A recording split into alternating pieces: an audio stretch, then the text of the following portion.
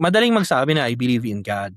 Ang medyo mahirap ay yung to trust in Him kasi we are people who really like control. We want to be in control of things. We want to be in the know. So, nakakakaba kapagka nagsu-swimming ka, 'di ako hindi ako marunong mag-swimming pero mahilig akong mag-enjoy sa tubig. Pero hindi mo na maapakan, wala ka ng naaapakang lupa, nakakakaba, 'di ba? Minsan gano'n tayo sa spiritual life.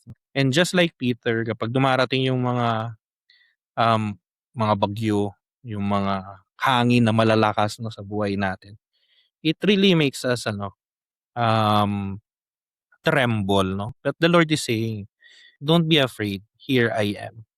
It is I, don't be afraid." No? So what Jesus was saying was, "Ako ang Diyos, don't be afraid kasi ako ang Diyos." No?